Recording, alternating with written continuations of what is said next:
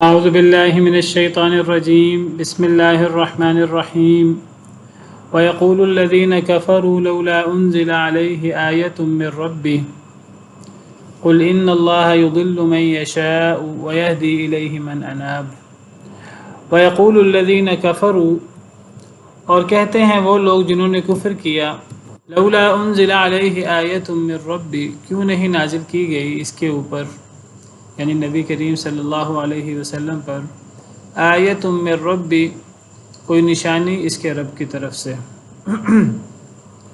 کافروں کا ایک عمومی اعتراض کہ نبی کریم صلی اللہ علیہ وسلم پر ان کے رب کی طرف سے کوئی نشانی کیوں نہیں اتاری گئی؟ کیا نبی کریم صلی اللہ علیہ وسلم پر کوئی نشانی نہیں اتاری گئی تھی؟ کافر یہ اعتراض کیوں کرتے تھے؟ کی پسند کی نشانی وہ جو چاہتے تھے جی جو وہ چاہتے تھے، جو وہ مطالبہ کرتے تھے کہ صفا پہاڑ کو سونے کا بنا دیا جائے، مکہ مکرمہ کی پہاڑی زمین کو زمینی علاقہ بنا دیا جائے جس میں زراعت ہو سکے، فصل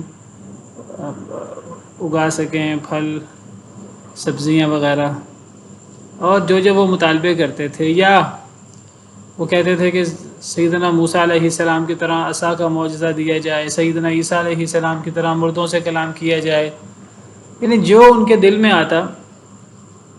اللہ نے کسی سے پوچھ کے تو معجزہ نہیں اتارنا ہوتا، اللہ نے تو وہ معجزہ دینا ہوتا جو اللہ کی مرضی ہوتی ہے۔ بعض دفعہ یعنی ایسا معجزہ نبی پر آ رہا ہوتا ہے، اللہ نبی کے ہاتھ سے صادر کرواتے ہیں جو پچھلے تمام معجزوں سے زیادہ بڑا معجزہ ہوتا ہے، لیکن اناد میں لوگ کہتے ہیں نہیں جی وہی معجزہ جو پہلے فلاں پر آیا بس وہی ہمیں چاہیے۔ جس طرح یہود کہتے تھے کہ جس طرح پرانے زمانے میں قربانیوں کو آگ کھا جاتی تھی تو اس طرح قربانی کو آگ کھائے تو ہم مانیں گے، تو یہ اصل میں ہٹ درمی ہوتی ہے۔ جو میں کہہ رہا ہوں وہ پورا ہو، بھئی اللہ تعالیٰ ہمارے پابند تو نہیں ہے، اللہ نے وہ معجزہ بھیجنا ہوتا ہے جو اللہ کی مرضی ہوتی ہے۔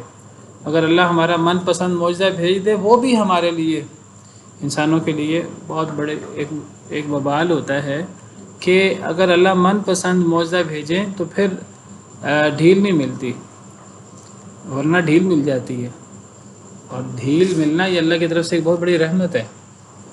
تو اگر اللہ تعالیٰ ہمارا من پسند معجزہ اتار دیں تب پھر ڈھیل ختم ہو جاتی ہے، پھر جو مان لے تو ٹھیک ہے، جو نہ مانے سب کو پھر تباہ و برباد کر دیا جاتا ہے۔ بہرحال اللہ کی حکمتیں ہیں، اللہ کے فیصلے ہیں، اسی لیے اللہ تعالیٰ کفار کا اعتراض نقل کر کے آگے ذرا غور کیجئے کیا فرماتے ہیں۔ پہلے اللہ تعالیٰ فرماتے ہیں کہ کافر کہتے ہیں کہ کیوں نہیں نازل کی گئی اس پر کوئی نشانی، یعنی محمد صلی اللہ علیہ وسلم پر کیوں نہیں کوئی نشانی نازل کی گئی میرے ربی ان کے رب کی طرف سے۔ تو نشانی سے مراد جو نشانی ہم کہہ رہے ہیں وہ، ورنہ معجزات تو بہت اترے تھے۔ قرآن کریم جس میں اللہ تعالیٰ ان کا یہ اعتراض نقل کر رہے ہیں، یہ قرآن کریم ہی سب سے بڑا معجزہ ہے، ایسا معجزہ ہے جو آج تک قائم دائم ہے، معجزہ خالدہ۔ اور دیگر بہت سارے معجزات جو اللہ تعالیٰ نے نبی کریم صلی اللہ علیہ وسلم کے ہاتھ میں پر صادر فرمائے، اللہ کے حکم سے نبی کریم صلی اللہ علیہ وسلم کے ہاتھ پر اللہ نے بہت سے معجزے دکھائے۔ چاند کا 2 ٹکڑے ہونا، نبی کریم صلی اللہ علیہ وسلم کو شجر حجر وغیرہ سلام کہتے تھے، اسی طرح آپ کی مبارک انگلیوں سے فوارے کی طرح پانی نکلنا، تھوڑا پانی تھوڑا کھانا بہت سارے لوگوں کو کافی ہو جانا، اور اس قسم کے معجزات، کھانے سے تسبیح کی آواز کا آنا، کھجور کے تنے کا بچے کی طرح بلک بلک کر رونا جب نبی کریم صلی اللہ علیہ وسلم نے کھجور کے تنے سے سہارا لینا چھوڑ دیا خطبہ دیتے وقت، جب آپ کے لیے ممبر بنا دیا گیا، وغیرہ وغیرہ۔ قل ان اللہ یضل من یشاء، اللہ اس کا جواب کیا دیتے ہیں کہ یہ اللہ کے بھیجے ہوئے معجزات پر تو غور نہیں کر رہے، جو بہت بڑے بڑے معجزات ہیں، اور یہ کہہ رہے ہیں ہمارا من پسند معجزہ کیوں نہیں آ رہا۔ تو پھر اللہ اس کا جواب کیا دیتے ہیں؟ اللہ فرماتے ہیں قل ان اللہ یضل من یشاء، کہہ دیجئے بے شک اللہ تعالیٰ گمراہ کرتا ہے جسے چاہتا ہے، ویہدی الیہ من اناب، اور اللہ ہدایت دیتا ہے اپنی طرف جو بھی رجوع کرے۔ اللہ فرماتے ہیں اللہ جسے چاہے گمراہ کر دے۔ یعنی اتنے معجزے ہیں جو اللہ نے بھیجے ہیں، تم ان معجزوں کو چھوڑ کر اپنا ایک معجزہ مانگ رہے ہو کہ جو میرے دل میں معجزہ ہے وہ کیوں پورا نہیں ہو رہا۔ تو اللہ پابند تو نہیں ہے ہمارے کہ اللہ ہمارے مطابق چلیں۔ تو اگر کسی نے نہیں ماننا، اگر اس کو اس کا من پسند معجزہ بھی دکھا دیا جائے وہ اس کی بھی تعویل کر لے گا، اللہ کو پتہ ہے، اور اس کا جو وبال ہوگا اس پر اور دیگر کفار پر کہ مہلت بھی ختم ہو جائے گی۔ تو بہرحال اللہ کو اللہ تعالیٰ جسے چاہتے ہیں گمراہ کر دیتے ہیں، وَيَهْدِي إِلَيْهِ مَنْ أَنَابَ، اور اللہ ہدایت دیتے ہیں اپنی طرف اسی شخص کو جو رجوع کرے۔ کیا مطلب؟ یعنی اللہ جسے چاہتے ہیں گمراہ کرتے ہیں، جسے چاہتے ہیں ہدایت دیتے ہیں، اور اللہ کسے ہدایت دیتے ہیں؟ اللہ اسے ہدایت دیتے ہیں جو اللہ کی طرف رجوع کرے، جو اللہ کی طرف متوجہ ہو، جو ہدایت حاصل کرنا چاہے۔ جو ہدایت حاصل ہی نہ کرنا چاہے، جو اعتراض برائے اعتراض کرے، تو ایسے پھر اللہ کی طرف سے ہدایت نہیں ملتی، ایسے پھر گمراہی ہی مقدر بنتی ہے۔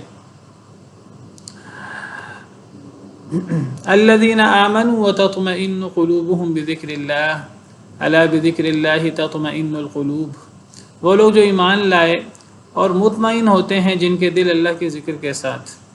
الا بذکر اللہ تطمئن القلوب، خبردار اللہ کے ذکر سے ہی دلوں کو اطمینان نصیب ہوتا ہے۔ الذین آمنوا، وہ لوگ جو ایمان لائے اور مطمئن ہوتے ہیں، سکون لیتے ہیں ان کے دل اللہ کے ذکر سے۔ یہ کن لوگوں کی بات ہو رہی ہے؟ پچھلی آیت کریمہ میں اللہ نے فرمایا کہ اللہ جسے چاہیں گمراہ کر دیں، جسے چاہیں اللہ ہدایت دیں، اور اللہ کسے ہدایت دیتے ہیں؟ اسے اللہ ہدایت دیتے ہیں جو اللہ کی طرف رجوع کرے۔ جو اللہ کی طرف رجوع کرے اسے اللہ کی طرف سے ہدایت ہوتی ہے۔ اور اللہ کی طرف رجوع کرنے والوں کی مزید صفات کیا ہیں جنہیں اللہ ہدایت دیتے ہیں؟ یہ وہ لوگ ہیں خوش بخت جو اللہ پر ایمان لاتے ہیں، اور یہ وہ لوگ ہیں کہ ان کے دلوں کو اللہ کے ذکر سے سکون ملتا ہے۔ تو ایسے لوگوں کو اللہ ہدایت دیتے ہیں۔ اللہ ہر ایرے غیرے کو ہدایت نہیں دیتے۔ ایک بندہ رسیاں توڑا کر بھاگ رہا ہے، ہدایت حاصل ہی نہیں کرنا چاہتا، منہ موڑ رہا ہے، منہ موڑ بھی نہیں رہا، صرف وہ سڑ پٹ پیچھے منہ کر کے بھاگ رہا ہے، وہ ہدایت حاصل کرنا چاہتا ہی نہیں ہے۔ تو ایسے شخص کو اللہ کیوں ہدایت دیں؟ اللہ ایسے شخص کو گمراہی کر دیتے ہیں۔ اللہ اسے ہدایت دیتے ہیں جو اللہ کی طرف رجوع کرے۔ یہ کون لوگ ہیں؟ یہ وہ لوگ ہیں جو ایمان لاتے ہیں، یہ وہ لوگ ہیں کہ جن کے دل اللہ کے ذکر سے مطمئن ہوتے ہیں۔ اور پھر اللہ نے ایک اصولی بات فرمائی کہ دلوں کا اطمینان اللہ کے ذکر سے ہی ہے۔ خبردار اللہ کے ذکر سے ہی دلوں کو اطمینان نصیب ہوتا ہے۔ دیکھیے کچھ لوگ دعویٰ کرتے ہیں کہ ہمارے دلوں کو اللہ کے ذکر سے اطمینان نصیب ہوتا ہے، ہمارے دلوں کو اللہ کے ذکر سے سکون ملتا ہے۔ کچھ لوگ کہتے ہیں نہیں جی، ہمارے دلوں کو موسیقی سے، ہلے گلے سے، گانا بجانے سے، شور شرابے سے، الٹی سیدھی حرکتیں کرنے سے سکون ملتا ہے۔ تو جو ایمان والے ہیں وہ فطرت پر ہوتے ہیں، قلب سلیم کے مالک ہوتے ہیں، ان کے دلوں کو اللہ کے ذکر سے ہی سکون ملتا ہے۔ اگر کوئی بندہ دعویٰ کرے کہ میرے دل کو فلاں موسیقی سے اور گانے بجانے سے اور تماشوں سے سکون ملتا ہے، اللہ پھر حقیقت بیان کرتے ہیں کہ حقیقت اور فطرت بھی یہی ہے کہ دلوں کو سکون اللہ کے ذکر سے ہی ملتا ہے۔ روح کی غذا وہ اللہ کا ذکر ہے، دلوں کا سکون اللہ کے ذکر میں ہے، اللہ کی یاد میں ہے۔ اگر کوئی دعویٰ کرے کہ مجھے سکون ملتا ہے اللہ کی نافرمانی میں، گانے بجانے میں، کھیل تماشے میں، موسیقی میں، تو وہ اس کی فطرت مسخ ہوئی ہوئی ہے۔ اور دیکھیے یہ بڑی ایک اصولی بات ہے کہ دیکھیں ہم اللہ کی مخلوق ہیں، انسان، باقی تمام مخلوقات بھی، ہم اور ہمارے تمام اعضاء، ہماری تمام صلاحیتیں اللہ کی طرف سے ودیت کردہ ہیں۔ اور کتنی فطری بات ہے کہ جب ہمیں اللہ نے پیدا کیا، ہمارے دلوں کو اللہ نے پیدا کیا، ہمارے دیگر اعضاء کو اللہ نے پیدا کیا، تو اللہ کے ذکر اور اللہ کی یاد سے انسان کو اور انسان کے دل کو سکون نہیں ملے گا تو کس سے ملے گا؟ بڑی فطری، بڑی سادہ سی بات ہے۔ تو دلوں کو اللہ کے ذکر سے ہی سکون ملتا ہے، یہی فطرت ہے اور یہی حقیقی سکون اور حقیقی اطمینان ہے۔ کسی کو دھوکہ ہو جائے کہ مجھے گناہ کرنے سے، موسیقی سے اور گانے بجانے سے سکون ملتا ہے، تو یہ دھوکہ تو ہو سکتا ہے، یہ شیطانی وسوسہ تو ہو سکتا ہے، یہ حقیقی سکون نہیں ہے۔ اس لیے یہ وہ لوگ جو کہتے ہیں کہ ہمیں موسیقی سے، ہمیں گانے بجانے سے سکون ملتا ہے، آپ دیکھیے ان کے پاس دنیا جہاں کی نعمتیں ہوں تو ایسے لوگ ہر وقت بے چین ہوتے ہیں، ایسے لوگ ہر وقت اپنے آپ سے مطمئن نہیں ہوتے، ایسے لوگ جو ہیں وہ ٹینشن کا شکار ہوتے ہیں، ڈپریشن کا شکار ہوتے ہیں، خودکشیاں کرتے ہیں، حالانکہ ان کے پاس دنیا جہاں کی نعمتیں ہوتی ہیں ظاہری، تو دلوں کو اطمینان نہیں ہوتا۔ یہ صرف ایک وسوسہ ہے، ایک دھوکہ ہے کہ ہمیں زیادہ عیش و عشرت سے، زیادہ ڈھول ڈھمکے سے اور زیادہ ہمیں موسیقی سے اور ان چیزوں سے ہمیں سکون ملتا ہے، بہت بڑا وسوسہ ہے، اور یہ ایک ایسی بات ہے جو غیر فطری ہے۔ دلوں کا اطمینان وہ اللہ کے ذکر میں ہی ہے، اور ایمان والے چونکہ فطرت پر ہوتے ہیں، اس لیے ان کے دل اللہ کے ذکر سے ہی مطمئن ہوتے ہیں، اور یہی حقیقت ہے۔ اللہ کے ذکر سے ہی دلوں کو اطمینان نصیب ہوتا ہے، قرآن پڑھنے سے، قرآن سننے سے، اللہ کا ذکر کرنے سے، اللہ کی یاد سے دل کو سکون ملتا ہے۔ بعض مفسرین کہتے ہیں کہ یہاں اللہ کے ذکر سے مراد توحید ہے، یعنی توحید سے ہی ایک انسان وہ سکون حاصل کر سکتا ہے، خوش ہو سکتا ہے توحید سے، اور یہ وہ شخص ہوتا ہے جو توحید سے سکون حاصل کرتا ہے۔ جب اللہ کی بات ہوگی، اللہ کی وحدانیت کی، اور جب اللہ وحدہ لا شریک کی عظمت کی بات ہوگی کہ اللہ کی صفات وہ صرف اللہ رب العالمین کو ہی سزاوار ہیں، اللہ کی کوئی صفت اللہ کی کسی مخلوق کو نہیں دینی، جب بھی توحید کی بات ہوگی، اللہ کی وحدانیت کی بات ہوگی، تو اس سے مومنوں کو سکون ملے گا، مومن خوش ہوں گے کہ اللہ کی توحید کی بات ہو رہی ہے۔ لیکن جو کفار ہیں، مشرکین ہیں، ان کے دلوں کو اگر ذکر سے مراد توحید لیا جائے بعض مفسرین کے مطابق، تو ان کے دلوں کو کبھی بھی توحید سے سکون نہیں ملتا، وہ توحید کی باتیں سن کر کبھی بھی خوش نہیں ہوتے، کافر اور مشرک۔ وہ تو جب بھی شرک کی بات ہوگی، جب بھی اللہ کے ساتھ غیر اللہ کی بات ہوگی، جب اللہ کی صفات غیر اللہ کو دی جائیں گی، انہیں تب اطمینان نصیب ہوگا، انہیں تب خوشی ہوگی۔ اسی لیے اللہ تعالیٰ فرماتے ہیں کفار کا ذکر کرتے ہوئے، اہل جہنم کا ذکر کرتے ہوئے، کہ تم جہنم میں اللہ نے تمہیں کیوں ڈالا، تمہیں اللہ نے اتنی سخت سزا کیوں دی؟ اللہ اس کی وجہ بیان کرتے ہیں، ذالکم بأنہ اذا دعی اللہ وحدہ کفرتم۔ اس کی وجہ یہ ہے کہ جب ایک اللہ وحدہ لا شریک کو پکارا جاتا تھا تو تم کفر کرتے تھے، وَإِن يُشْرَكْ بِهِ تُؤْمِنُوا، اور جب اللہ کے ساتھ شرک کیا جاتا تھا تو تم ایمان لے آتے تھے، تم خوش ہوتے تھے۔ تو اللہ کے ذکر سے مراد اگر توحید لیا جائے تو توحید سے ایمان والوں کے دل مطمئن ہوتے ہیں، ایمان والے توحید کا بیان سن کر، اللہ وحدہ لا شریک کی وحدانیت سن کر وہ خوش ہوتے ہیں، ان کے دلوں کو سکون ملتا ہے، اور توحید سے ہی دلوں کو سکون ملنا چاہیے۔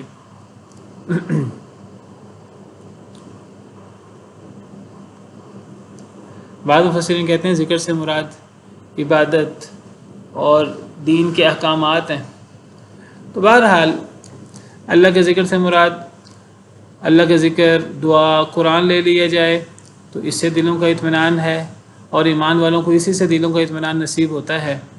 اس سے مراد توحید لے لی جائے تو پھر بھی توحید سن کر اور توحید کی باتیں سن کر ہی ایمان والوں کے دل مطمئن ہوتے ہیں، اور یہ ایک ایسی حقیقت ہے جو بالکل واضح ہے۔ الذین آمنوا وعملوا الصالحات طوبی لہم وحسن مآب، وہ لوگ جو ایمان لائے اور جنہوں نے نیک عمل کیے، طوبی لہم، ان کے لیے طوبی ہے۔ طوبی کیا ہے؟ خوش بختی۔ طوبی کیا ہے؟ بشارت۔ طوبی کیا ہے؟ جنت کا ایک نام۔ مختلف تفسیریں ہیں طوبی کی۔ بعض مفسرین نے اسے خوشی، آنکھوں کی ٹھنڈک مراد لی، اس سے بعض نے اس سے خوش بختی مراد لی، بعض نے اس سے جنت کا ایک اعلیٰ مقام مراد لیا۔ تو یہ مختلف معنی ہیں، اور یہ تمام معنی کوئی ایک دوسرے سے ٹکراتے نہیں ہیں، یہ ملتے جلتے معنی ہیں۔ جو لوگ بھی ایمان لائے اور جنہوں نے نیک عمل کیے، وہ لوگ جن کے پیچھے ذکر ہوا، جو اللہ کے ذکر سے جن کے دلوں کو اطمینان نصیب ہوتا ہے، تو ایسے لوگ جو ایمان لاتے ہیں اور نیک عمل کرتے ہیں ان کے لیے خوش بختی ہے یا طوبہ، جنت کا ایک مقام ہے، وحسن مآب، اور بہت ہی اچھا ٹھکانہ ہے جنت کی صورت میں۔ كذلك أرسلناك في أمة قد خلت من قبلها لتتلو عليهم الذي أوحينا إليك وهم يكفرون بالرحمن۔ كذلك أرسلناك، اسی طرح ہم نے بھیجا آپ کو اے اللہ کے رسول صلی اللہ علیہ وسلم، فی امت، ایک ایسی جماعت میں، ایک ایسی قوم میں، قد خلت من قبلها تحقیق گزر چکی تھیں ان سے پہلے بہت سی امتیں، بہت سی جماعتیں۔ اسی طرح ہم نے آپ کو ایک ایسی قوم میں بھیجا کہ جس سے پہلے بہت سی قومیں گزر چکی تھیں۔ اسی طرح کا مطلب ہوتا ہے کہ پہلے کوئی بات ہے تو اسی کی طرح یہ بات ہے۔ تو اسی طرح سے مراد کیا ہے؟ پہلے کس بات کی طرف اشارہ ہے؟ یعنی مراد یہ ہے کہ جس طرح آپ قریش سے پہلے بہت سی قومیں تھیں، اور جس طرح قریش سے پہلے بہت سی قوموں میں سے ہر قوم میں اللہ کا نبی، اللہ کا رسول، اللہ کی طرف سے ایک ہادی آیا، راہبر، رہنما، تو جس طرح پچھلی قوموں میں رہبر اور رہنما آئے، نبی آئے، تو اسی طرح اللہ نے اس قریش میں بھی، اس قوم میں بھی، آخری یہ جو امت ہے اللہ نے اس میں بھی رسول بھیجا۔ نبی کریم صلی اللہ علیہ وسلم کوئی پہلے رسول نہیں ہے، آپ سے پہلے بہت سارے رسول آ چکے، بلکہ آپ تو آخری رسول ہیں، اور آپ پچھلے رسولوں کا ایک تسلسل ہیں، بلکہ آپ پچھلے رسولوں کا خاتمہ ہیں۔ وہ نبوت کی وہ عمارت، بڑی خوبصورت عمارت جس میں ایک اینٹ کی جگہ خالی تھی، تو نبی کریم صلی اللہ علیہ وسلم کے ذریعے اللہ نے وہ اینٹ مکمل کر کے اس عمارت کو مکمل کر دیا، اس کی خوبصورتی کو زندہ جاوید بنا دیا، اور وہ اب عمارت مکمل ہو گئی ہے، اب اس میں مزید کسی اینٹ کی ضرورت نہیں ہے۔ تو جس طرح پچھلی امتوں میں ہم نے رسول بھیجے تھے، تو اسی طرح اے اللہ کے رسول صلی اللہ علیہ وسلم ہم نے آپ کو ایک امت میں بھیجا کہ اس امت سے پہلے بہت سی امتیں آ گئی تھیں اور ان میں اللہ کے رسول بھی آئے تھے۔ اچھا جی، کیوں بھیجا؟ اسی طرح ہم نے بھیجا آپ کو ایک ایسی امت میں جس سے پہلے بہت سی امتیں گزر چکی تھی۔ کیوں؟ لِتَتْلُوَ عَلَيْهِمُ الَّذِي أَوْحَيْنَا إِلَيْكَ، یہ نبی کا سب سے بڑا فریضہ کیا ہوتا ہے؟ لِتَتْلُوَ عَلَيْهِمُ الَّذِي أَوْحَيْنَا إِلَيْكَ، تاکہ آپ تلاوت کریں ان کے اوپر وہ چیز جو ہم نے آپ پر وحی کی ہے۔ اصل مقصود تو وہ وحی اللہ کا میسیج ہوتا ہے، وہ اللہ کی ہدایات ہوتی ہیں جو نبی پر نازل ہوتی ہیں اور نبی نے امت کو بتانی ہوتی ہیں، تاکہ آپ تلاوت کریں علیہم، ان لوگوں پر، وہ چیز جو ہم نے آپ پر وحی کی ہے، قرآن اور قرآن کی تشریح، حدیث مبارکہ، تاکہ آپ وہ انہیں سنائیں، انہیں سکھائیں، آپ خود بھی عمل کریں اور آپ کی قوم بھی اس پر عمل کرے۔ وَهُمْ يَكْفُرُونَ بِالرَّحْمَنِ، اور وہ انکار کرتے ہیں رحمان کا، وہ کفر کرتے ہیں رحمان کا، رحمان کے ساتھ، وہ یعنی قریش، وہ رحمان کے ساتھ کفر کرتے ہیں۔ کیا مطلب؟ رحمان تو اللہ کی صفت ہے، اللہ کا نام ہے، مراد یہ ہے اللہ کو تو مانتے تھے قریش، اللہ کو ماننے کا دعویٰ کرتے تھے، تو یہاں رحمان کے ساتھ کفر کرنے سے مراد ہے وہ اللہ کا مبارک نام رحمان نہیں مانتے تھے، وہ کہتے تھے ہم تو اللہ کو جانتے ہیں، ہم رحمان کو نہیں جانتے، کہتے تھے ہم اللہ کو مانتے ہیں، رحمان کو نہیں مانتے۔ جب نبی کریم صلی اللہ علیہ وسلم بسم اللہ الرحمن الرحیم کہتے تھے وہ اس کا بھی انکار کرتے تھے، وہ کہتے تھے بسم اللہ کہیں، الرحمن الرحیم کو ہم نہیں جانتے، یہ کون ہے؟ یہ آپ نے کوئی نئے معبود گھڑ لی ہیں۔ نبی صلی اللہ علیہ وسلم پر الزام لگاتے تھے کہ جی ہمارا معبود تو اللہ ہے، رحمان رحیم تو یہ کوئی نیا معبود ہے، ہم تو جانتے ہی نہیں، یہ تو شرک ہے، اللہ معاف کرے۔ وہ خود شرک میں ڈوبے ہوئے، اور وہ نبی صلی اللہ علیہ وسلم پر الزام لگاتے تھے کہ آپ نے اللہ کو چھوڑ کر آپ رحمان رحیم کی بات کر رہے ہیں، ہم تو رحمان رحیم کو نہیں مانتے۔ یعنی مشرک خود تھے، اللہ کے ساتھ شرک خود کرتے تھے، اور نبی کریم صلی اللہ علیہ وسلم پر جو اللہ نے وحی اتاری اس میں اللہ تعالیٰ نے اپنے مبارک ناموں میں سے رحمان نام کا ذکر کیا، رحیم نام کا ذکر کیا، دیگر بہت ساری صفات بیان کی۔ تو کسی ذات کی زیادہ صفات سے کثرت ذات تو مراد نہیں ہوتی، ایک ذات کی انگن صفات، اب جب اللہ تعالیٰ ہوں خاص طور پر، تو اللہ کی صفات کو تو محدود کیا ہی نہیں جا سکتا۔ اسی لیے اللہ نے فرمایا، قرآن کریم میں کئی جگہ پر اللہ نے قریش کے اس اعتراض کا ذکر کیا، وہ رحمان کو نہیں مانتے. جیسے سورہ بنی اسرائیل کے آخر میں ہے قُلِ ادْعُوا اللَّهَ أَوِ ادْعُوا الرَّحْمَٰنَ أَيَّمَّا تَدْعُوا فَلَهُ الْأَسْمَاءُ الْحُسْنَىٰ کہ اللہ کہو یا رحمان کہو، جس نام سے بھی اللہ کو پکارو، اللہ کے پیارے پیارے نام ہیں. اللہ وحدہ لا شریک ہیں، اللہ کے مبارک صفات، اللہ کے مبارک نام بہت زیادہ ہیں. وَلِلَّهِ الْأَسْمَاءُ الْحُسْنَىٰ فَادْعُوهُ بِهَا. تو اللہ کو اللہ کہہ کر پکارا جائے یا اللہ کو رحمان کہہ کر پکارا جائے، جس نام سے اللہ کو پکارو جو اللہ کا نام ہے.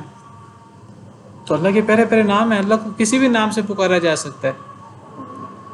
تو یہ کہنا کہ جی ہم تو اللہ کو مانتے ہیں ہم رحمان کو نہیں مانتے، یہ بڑی عجیب بات ہے، بڑی بیوقوفی کی بات ہے.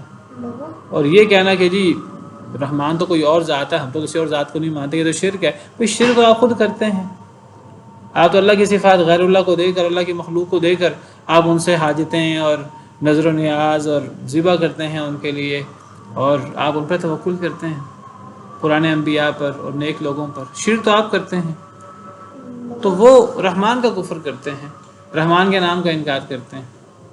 جی وہ کافروں کو پتہ تھا کہ وہ غلط کافروں کو پتہ نہیں کہ وہ غلط کر رہے ہیں، ہمیں رحمان کا نہیں پتہ. بس بیٹا وہ کافر جو ہے نا نبی صلی اللہ علیہ وسلم کی مخالفت میں صحیح باتوں کا بھی انکار کر دیتے تھے.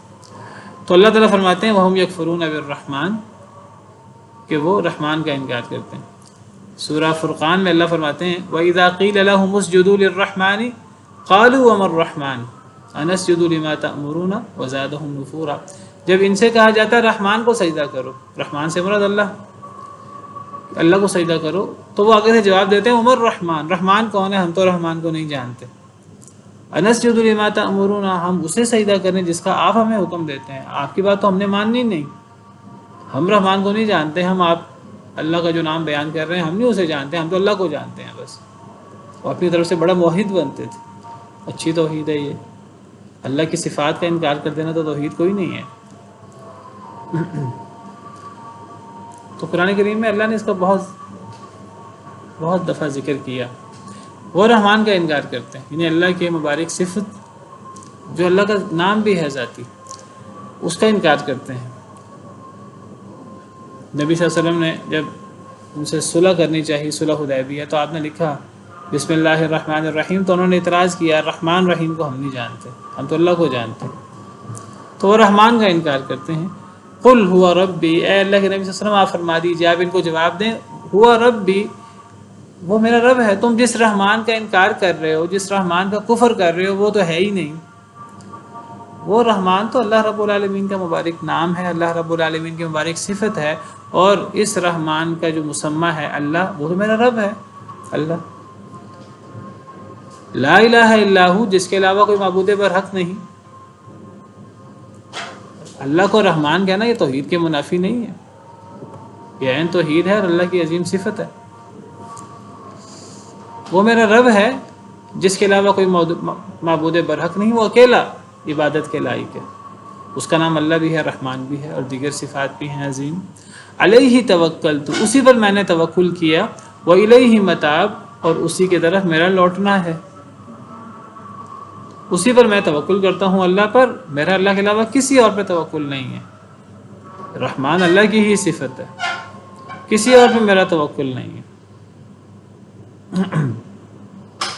میرا اللہ پر ہی توکل ہے. وإلیہ متاب، اور اللہ کی طرف ہی میرا لوٹنا ہے. متاب لوٹنا، متابی با پہ زیر ہے، اصل میں یا تھی آگے، اصل لفظ تھا متابی.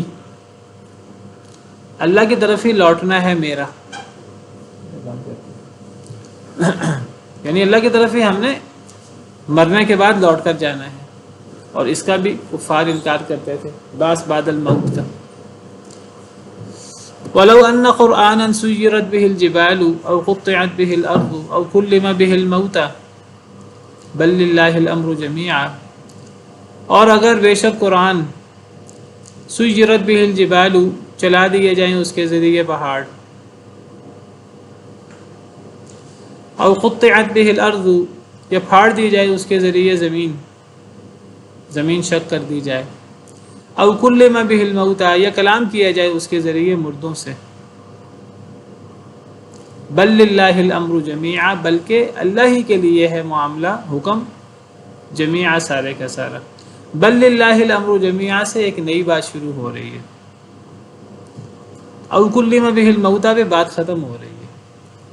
لیکن کہنے کو یہاں بات ختم ہو رہی ہے، لیکن اگر ہم لفظی ترجمہ کریں تو معنی مکمل نہیں ہوتا، ہمیں محذوف نکالنا پڑے گا۔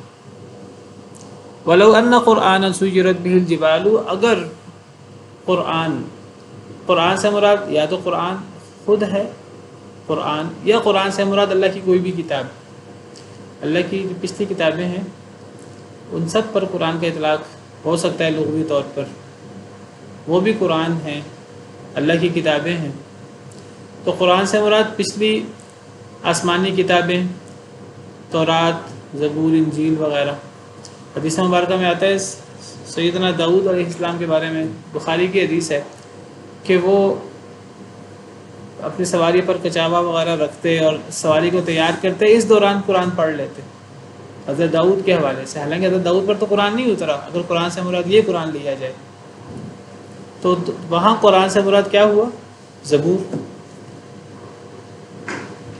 تو یہاں ہم قرآن سے مراد پچھلی کتابیں بھی لے سکتے ہیں اور قرآن سے مراد اصل قرآن بھی لے سکتے ہیں، دونوں تفسیریں ہیں۔ میں پہلی تفسیر کرتا ہوں۔ وَلَوْ أَنَّ قُرْآنًا سُيِّرَتْ بِهِ الْجِبَالُ، اور اگر کوئی ایسی کتاب ہوتی آسمانی کتابوں میں سے، کوئی ایسی کتاب، قرآن سے مراد کوئی بھی آسمانی کتاب لے لی جائے، اور اگر کوئی ایسی کتاب ہوتی سُيِّرَتْ بِهِ الْجِبَالُ کہ چلا دیے جاتے اس کے ذریعے پہاڑ چلا دیے جاتے سے کیا مراد ہے؟ یعنی مکہ مکرمہ پہاڑی علاقہ ہے، اور کفار کا مطالبہ جس طرح پیچھے ہم نے پڑھا، وہ کہتے ہیں وہ نشانی کیوں نہیں اتری؟ تو کفار کا ایک مطالبہ یہ تھا کہ یہ پہاڑ چلا کر، یہ پہاڑوں کو ختم کر کے مکہ کو زمینی علاقہ بنا دیا جائے تاکہ اس میں زراعت ہو سکے۔ اس دور کا ایک بہت بڑا روزی کا ذریعہ زراعت، آج بھی بہت بڑا ذریعہ ہے۔ ہمارا پاکستان ایک زرعی ملک ہے، اللہ کا بہت بڑا انعام ہے، ہم اس سے صحیح طرح فائدہ نہیں اٹھا پا رہے۔ زرعی ملک ہونے کے باوجود ہم امپورٹ کرتے ہیں باہر سے چیزیں، زراعت سے متعلقہ بھی۔ اللہ کی بہت بڑی نعمت ہے زراعت۔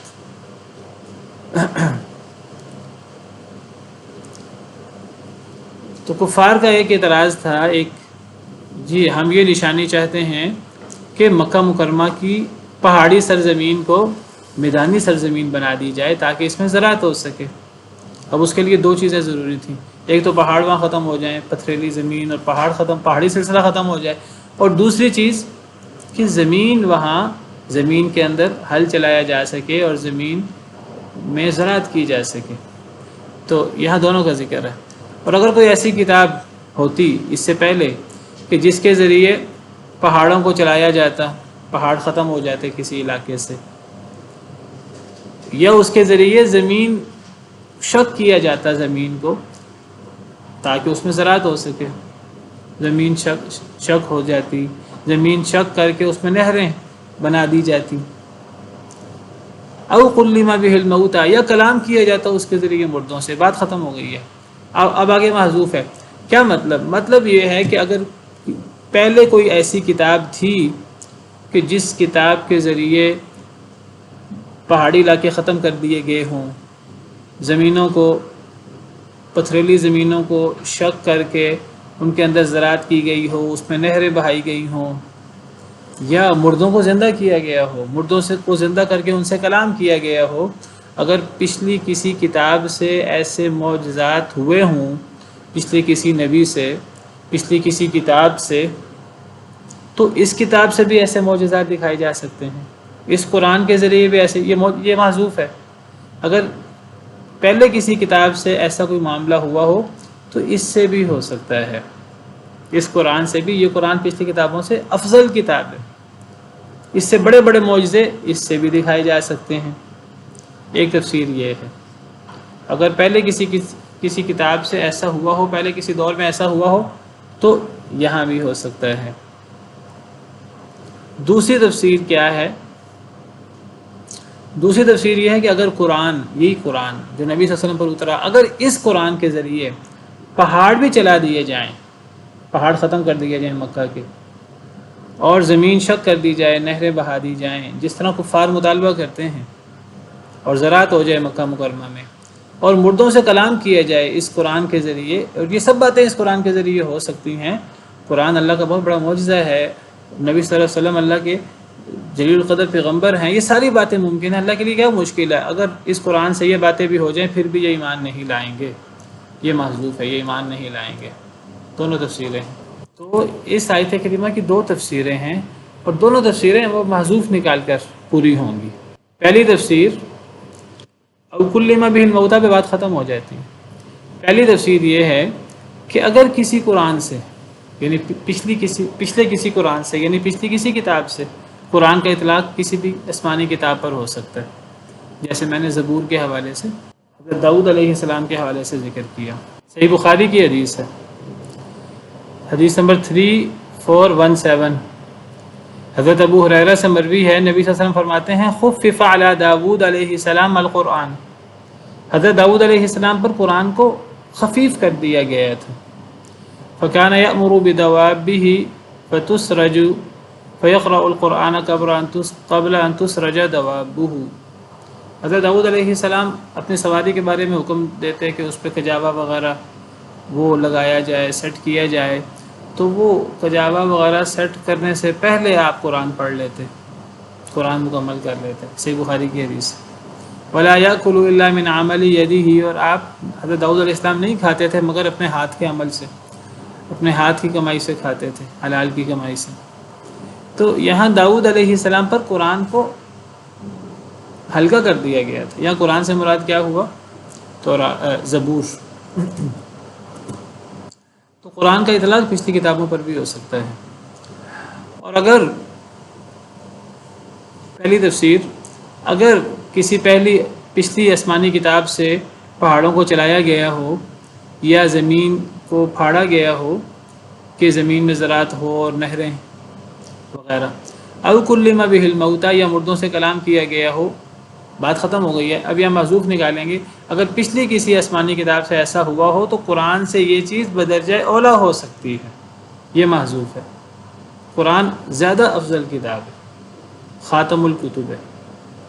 اور دوسری تفسیر ولو ان قرآن، اور اگر قرآن سے مراد یہی قرآن جو ہم پڑھ رہے ہیں، نبی صلی اللہ علیہ وسلم پر اترنے والی کتاب، اگر قرآن سے پہاڑ بھی چلا دیے جائیں، اگر قرآن سے زمین بھی شق کر دی جائے کفار کے مطالبے کے مطابق، اگر ہو بہو ان کا مطالبہ پورا کر دیا جائے، مکہ مکرمہ کو زرعی علاقہ بنا دیا جائے، نہریں وہاں آ جائیں، پہاڑ ختم کر دیے جائیں، او کلم بہ الموتیٰ، یا قرآن کے ذریعے، قرآن کے معجزے سے مردوں سے کلام کیا جائے، اگر یہ سارے کام بھی ہو جائیں قرآن سے، یہ ہو سکتے ہیں قرآن سے، یہ کوئی بڑے کام نہیں ہیں۔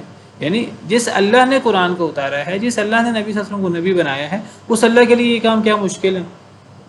جس اللہ نے میدانی علاقے بنائے ہیں وہ پہاڑی علاقوں کو میدانی علاقہ نہیں بنا سکتا، بنا سکتا ہے۔ اگر قرآن کے ذریعے یہ کام بھی ہو جائیں، آگے محذوف ہے، کیا محذوف ہے؟ اگر یہ کام بھی ہو جائیں لم یؤمنوا، تو یہ ایمان نہیں لائیں، پھر بھی یہ ایمان نہیں لائیں گے، یہ محذوف ہے۔ جو مرضی ان کا من پسند معجزہ بھی دکھا دیا جائے تو پھر بھی یہ ایمان نہیں لائیں گے۔ حضرت داؤد علیہ السلام والی روایت کا حوالہ، یہ صحیح بخاری کی حدیث 3417 ہے، جس میں داؤد علیہ السلام کی کتاب کے لیے جو زبور ہے قرآن کے مطابق، وہ آتینا داؤد زبورا، تو زبور کو یہاں قرآن کہا گیا ہے۔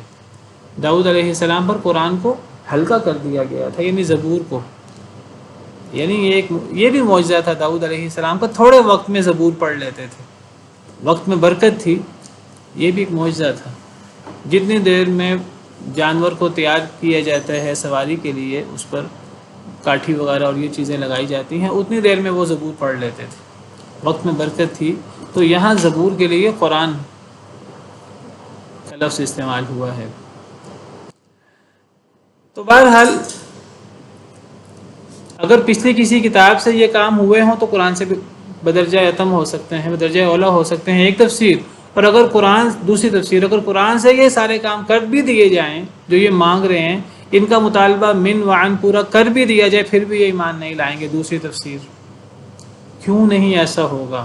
کیوں یہ ایمان نہیں لائیں گے؟ اتنے بڑے بڑے معجزہ، ایک تو پتہ لگا قرآن کتنا، اس سے پتہ لگا قرآن کتنی عظیم کتاب ہے، کتنا بڑا معجزہ ہے قرآن، کہ قرآن سے اتنے بڑے بڑے معجزے بھی پورے کیے جا سکتے ہیں اللہ کے حکم سے، مردوں سے کلام ہو سکتا ہے، قرآن اتنا بڑا معجزہ ہے۔ قرآن سے پہاڑ سرکائے جا سکتے ہیں، قرآن سے زمین شق کی جا سکتی ہے، پتھریلی زمین کو ایک جو ہے وہ نہروں والی اور سرسبز و شاداب زراعت والی زمین بنایا جا سکتا ہے قرآن کے ذریعے۔ قرآن اتنا بڑا معجزہ ہے، پھر بھی یہ ایمان نہیں لائیں گے۔ کیوں ایسا نہیں ہوگا؟ ایمان کیوں نہیں لائیں گے؟ اس کی وجہ یہ ہے کہ ان کے دلوں پر مہر لگ چکی ہے، یہ ایمان لانا ہی نہیں چاہتے۔ یہ ایمان کیوں نہیں لائیں گے؟ اس لیے نہیں لائیں گے کہ اللہ نے چونکہ اختیار دیا ہوا ہے، اللہ نے اختیار دیا ہوا ہے، اللہ نے ان کو پابند نہیں کیا، اللہ نے ان پر جبر نہیں کیا سب ایمان لائیں۔ اگر اللہ نے جبر کیا ہوتا سب کو ایمان لانا پڑتا، جس طرح دیگر تمام مخلوقات وہ مجبوراً اللہ کی اطاعت کرتی ہیں طوعا و کرہن، لیکن اللہ نے انسان کو اور جنوں کو اختیار دے دیا۔ جب اللہ نے اختیار دے دیا، اب اختیار دینے کا مطلب یہ ہے کچھ لوگ ایمان نہیں لائیں گے، کسی بھی صورت میں ایمان نہیں لائیں گے۔ اختیار دینے کا مطلب ہے کہ جب اللہ نے اختیار دے دیا ہے، چاہو تو ایمان لاؤ چاہو تو ایمان نہ لاؤ، تو اللہ نے اختیار اس لیے دیا ہے، اللہ کو پتہ تھا جب اختیار دیا جائے گا کچھ لوگ ایمان نہیں لائیں گے، کچھ لوگ ایمان لائیں گے۔ جنہوں نے ایمان نہیں لانا انہوں نے نہیں لانا، ان کو ہزاروں لاکھوں معجزات بھی دکھا دیا جائے تو ایمان نہیں لائیں گے۔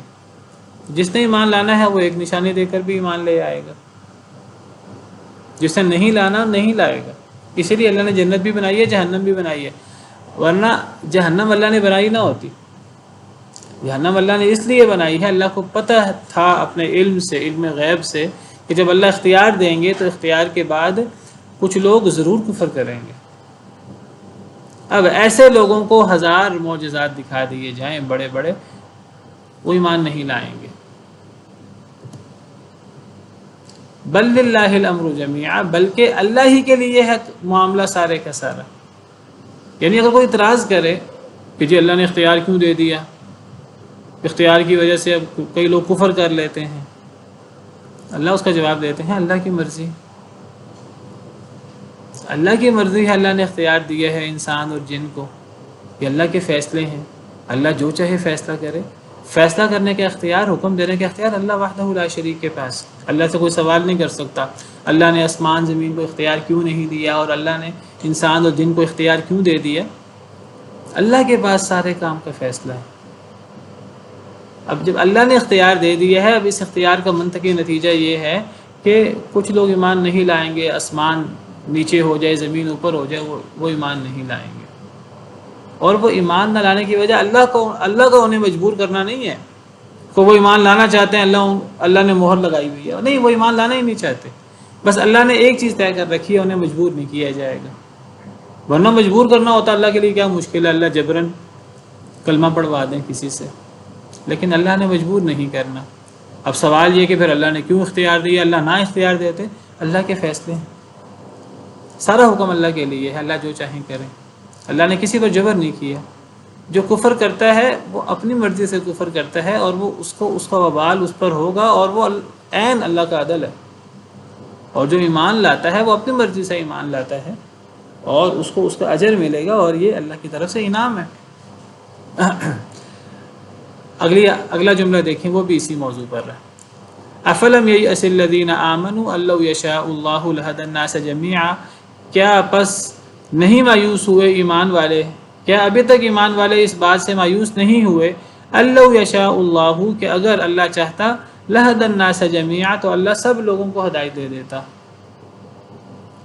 اللہ سوال کرتے ہیں، اس سوال کے اندر انکار ہے، کیا ابھی تک ایمان والے مایوس نہیں ہوئے؟ کیا مطلب؟ یعنی ایمان والوں کو مایوس ہو جانا چاہیے اس بات سے۔ کس بات سے مایوس ہو جانا چاہیے؟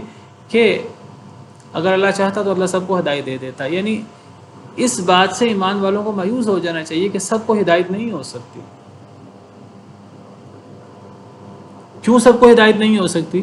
اس لیے سب کو ہدایت نہیں ہو سکتی کیونکہ اللہ نے جبر نہیں کیا۔ اللہ نے شریعت بھیجی تو ہے، لیکن اللہ نے شریعت کو جبراً انسان اور جنوں پر لاگو نہیں کیا۔ اللہ نے اختیار دیا ہے۔ جب اللہ نے اختیار دے دیا ہے تو اب لوگوں کو اس بات سے مایوس ہو جانا چاہیے کہ پوری دنیا مومن نہیں ہو سکتی۔ اصل میں بعض لوگ، نبی کریم صلی اللہ علیہ وسلم بھی وہ ہمدردی میں کہ جی یہ سب ایمان کیوں نہیں لاتے. اسی طرح بعض لوگوں کے دل میں آتا کہ سب کفار ایمان کیوں نہیں لاتے. بعض دفعہ ہمارے دل میں بھی بات آ جاتی ہے کہ سب کفار ایمان کیوں نہیں لاتے, یہ جہنم کیوں ہے. تو اللہ فرماتے ہیں کہ لوگوں کو اس بات سے مایوس ہو جانا چاہیے کہ سب ایمان نہیں لائیں گے. یہ بات طے ہے. ابھی تک لوگ مایوس نہیں ہوئے اس بات سے, ابھی تک ایمان والے اس بات سے مایوس نہیں ہوئے کہ اگر اللہ چاہتا تو اللہ سب کو ہدایت دے دیتا. اللہ نے سب کو ہدایت نہیں دی, تو اس بات سے مایوس ہو جانا چاہیے کہ سارے لوگ ایمان لائیں گے.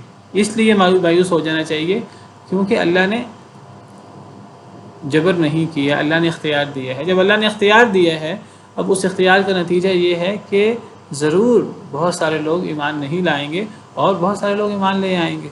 اب جو ایمان نہیں لائیں گے ان کو دنیا جہاں کی 10,000 نشانیاں بھی دکھا دی جائیں, بڑی سے بڑی نشانیاں بھی دکھا دی جائیں, قرآن کے ذریعے مردوں سے کلام بھی کر لیا جائے, قرآن کے ذریعے پہاڑی علاقوں کو میدانی علاقے بھی بنا دیے جائیں لوگوں کے مطالبے کے عین مطابق, لوگ پھر بھی ایمان نہیں لائیں گے.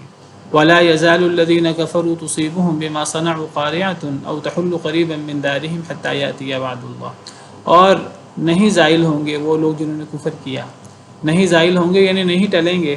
کافر لوگ نہیں ٹلیں گے, کیا مطلب, یعنی ہمیشہ ایسا ہوتا رہے گا کافروں کے لیے, اور ہمیشہ ایسا ہوتا رہے گا کافروں کے لیے. تصیبہم کہ پہنچتی رہے گی انہیں, بما صنعوا بسبب اس کے جو انہوں نے کیا, یعنی ان کے اعمال کی وجہ سے, ان کے کفر ان کے شرک کی وجہ سے. ہمیشہ کافروں کے ساتھ یہ ہوتا رہے گا کہ ان کے اعمال کی وجہ سے انہیں پہنچتا رہے گا. کیا پہنچتا رہے گا؟ قارعۃ, کھڑکھڑانے والی چیز, عذاب مراد ہے. ہمیشہ کفار پر ان کے کفر ان کے شرک کی وجہ سے مصیبتیں اور عذاب والی چیزیں آتی رہیں گی. او تحل قریبا من دارہم, یا نازل ہوتی رہیں گی ان کے گھروں کے قریب. یا تو کافروں پر عین عذاب نازل ہوگا یا ان کے قریب عذاب نازل ہوگا ڈراوے کے لیے. حتیٰ یاتی وعد اللہ, حتیٰ کہ اللہ کا وعدہ آ جائے. ان اللہ لا یخلف المیعاد, بے شک اللہ اپنے وعدے کی خلاف ورزی نہیں کرتے. تو نماز پڑھ لیتے ہیں, وقت ختم ہو گیا ہے, تو آج کے لیے اتنا ہی کافی ہے. سبحان ربک رب العزت عما یصفون وسلام علی المرسلین والحمد للہ رب العالمین.